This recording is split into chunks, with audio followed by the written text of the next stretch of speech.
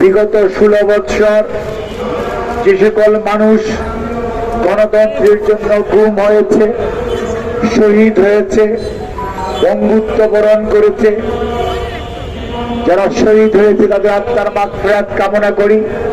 যারা পঙ্গু হয়েছে তাদের পুনর্বাসনের জন্য আমরা যেমন সর্বদাই সচেষ্ট, সেটি অব্যাহত রাখা। সর্বোপরি দেশের মানুষ যাদেরকে আজও খুঁজে পাওয়া যাচ্ছে না, ইলিয়াস আলী, চৌধুরী আলম, হিরো, জুনায়েদ, রিয়া সহ আমাদের অনেক সহকর্মী আজকে আমাদের মাঝে নেই। তাদের সশরীরে সুস্থভাবে আমরা ফেরত চাই। আজকে আমরা যারা পাখির মতো গুলি করে মানুষ মারল, যারা পালিয়ে গিয়ে নিজের জীবন বাঁচিয়েছে এবং অনেকে আজকে পলাতক অবস্থায় দেশে বিদেশে অবস্থান করছে, দেশের মধ্যে গণতন্ত্রকে বিনষ্ট করার জন্য বিভিন্নভাবে ষড়যন্ত্র করে যাচ্ছে, তাদেরকে দ্রুত বিচারের আওতায় আনার যে প্রচেষ্টা, আমরা সেটাকে আরো ত্বরান্বিত করার জন্য আহ্বান জানাই। কোন অবস্থাতেই যাতে বিচার প্রলম্বিত করে বিচার থেকে কাউকে রেহাই না পাওয়ার যে সংস্কৃতি বাংলাদেশে আছে, সেটির পুনরাবৃত্তি না হয় সেই আহ্বান জানাতে চাই।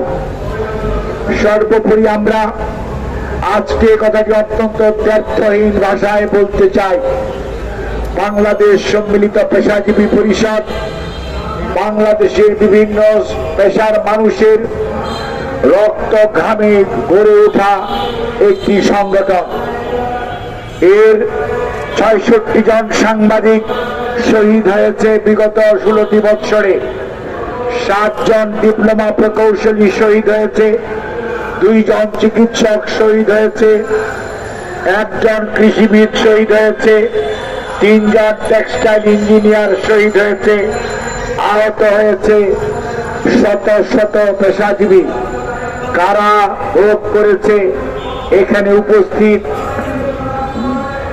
ম্যাক্সিমাম সংখ্যক পেশাজীবী, যারা বিনা কারণে কারাভোগ করেছে।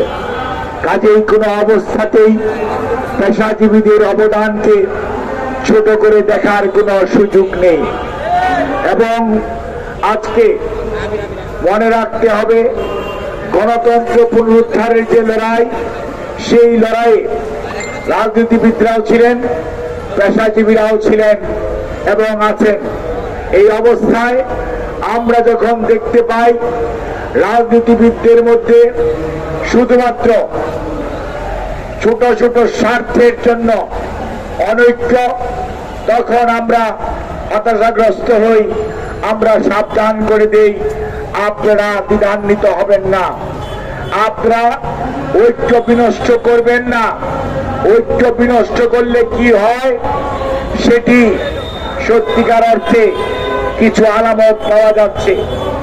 সেই লক্ষ্যে আমরা আবারও বলতে চাই, বাংলাদেশ জাতীয়তাবাদী দল এদেশের বৃহত্তম রাজনৈতিক দল, যারা তিনবার দেশনেত্রী বেগম খালেদা জিয়া রাষ্ট্র পরিচালনার দায়িত্ব পেয়েছেন, শহীদ জিয়া বাংলাদেশকে আধুনিক বাংলাদেশ, গণতান্ত্রিক বাংলাদেশ প্রতিষ্ঠা করার জন্য দায়িত্ব পালন করেছেন। আজকে ভারপ্রাপ্ত চেয়ারম্যান জনাব তারেক রহমান দেশে গণতন্ত্র পুনঃপ্রতিষ্ঠার জন্য রাজনৈতিক দল বিএনপি শুধু নয়, সকল গণতন্ত্রকামী মানুষকে নিয়ে আজকে 31 দফা কর্মসূচির মাধ্যমে জনগণকে ঐক্যবদ্ধ করেছেন। স্বৈরাচারের পলায়নের আন্দোলনের শেষ পর্যায়ে শুধু নয়, সমগ্র আন্দোলনে সবসময় রাজনৈতিক নেতৃত্ব এবং জনাব তারেক রহমান বাংলাদেশ জাতীয়তাবাদী দল শুধু নয়, সারা দেশের মানুষ ছাত্র জনতাকে সমর্থন জুগিয়েছে, যার কারণেই 5ই আগস্ট 2024 হতে পেরেছে। এবং সেই সময় কোনো তো অনৈক্য ছিল না, সবাই এক কাতারে ছিলাম। তারপরে যখন আমরা দেখলাম সরকারে বলা হলো, আজকের প্রধান উপদেষ্টা বললেন শুধুমাত্র এরাই আমাকে ক্ষমতায় বসিয়েছে, তখনই বিভক্তি শুরু হলো।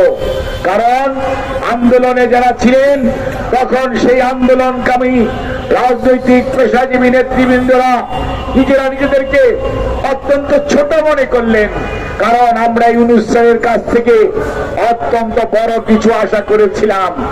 ও যাই হোক, তারপরেও সবাই মিলে ওনার অন্তর্বর্তীকালীন সরকারকে আমরা সমর্থন জুগিয়ে যাচ্ছি।